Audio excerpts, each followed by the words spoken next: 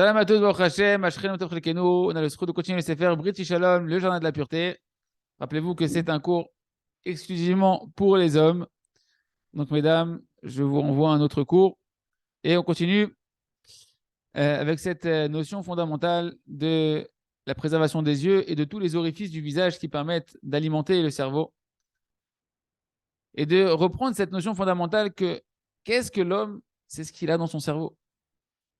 Toute la vie d'un homme, elle va se conduire en fonction de comment il a alimenté son cerveau, à l'image d'un ordinateur qui va te donner les logiciels que tu as mis à l'intérieur, les informations, les dossiers que tu auras enregistrés. Ton cerveau, il va se comporter, il va te donner un comportement qui va être en fonction de comment tu l'as alimenté. Et un homme, après, il s'étonne. Il s'étonne que tout le temps, il est en dispute avec les gens autour de lui, qu'avec sa femme, il n'est pas d'accord, qu'il se dispute, etc. Mais en réalité, c'est qu'une conséquence inévitable, quasiment, de ce qu'il a donné à manger à son cerveau. Toutes les épreuves que l'homme il a dans sa maison, avec sa femme, ses enfants, avec les gens à l'extérieur, en réalité, il va pouvoir se mesurer à ces épreuves-là en fonction de la conscience et de l'alimentation qu'il a mis dans son cerveau. Si tu as des bêtises dans le cerveau, si dans ton cerveau, tu n'as mis que des idées futiles, des idées de colère, de vengeance, de haine, de débauche, c'est ce qui va ressortir. Parce que c'est ce que tu es pour l'instant. C'est ce que tu as donné à manger à ton cerveau. Par contre, si un homme il fait une diète alimentaire et qu'il nourrit son cerveau avec des bonnes choses, alors bien évidemment que ce sera du bien qui va sortir de lui. Par contre, si tu donnes à ton cerveau à manger que non, il faut jamais renoncer, c'est que quand tu tapes du poing, que tu te mets en colère sur les enfants, qu'ils comprennent ce que tu veux, ce que tu vas vouloir, bah, c'est ce qui va se passer. C'est comme ça que tu vas te comporter à la maison.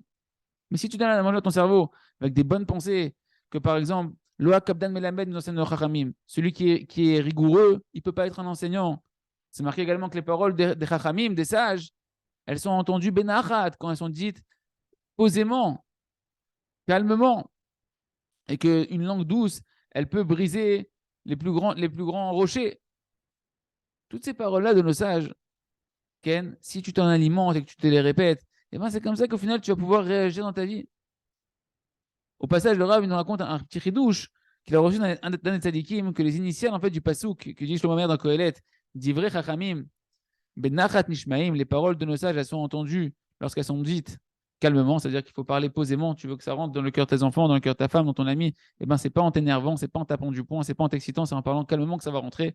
Ben, si tu prends les initiales, ça fait le mot Batran. Batran, c'est un blagueur, c'est quelqu'un qui blague. C'est-à-dire quoi? Qu'il faut être habitué à dire des paroles de plaisanterie propres, bien évidemment, lorsqu'on veut faire passer des messages, des paroles qui sont appréciées, qui font rigoler les gens, parce qu'à ce moment-là, ça ouvre les cœurs et les paroles elles peuvent rentrer dans le cœur, les messages ils vont pouvoir rentrer dans le cœur, ce qui est le contraire d'un enseignant qui est rigoureux, que sur lui c'est marqué que le rigoureux ne peut pas enseigner. Il y en a un qui a posé la question au Rav qui lui a dit, qu'est-ce qui se passe dans le monde? Il y a tellement de haine, tellement de violence, de cruauté, de meurtre, de choses terribles. Hachem Ishmor que de nous en prière dans ce monde-là, dans la génération.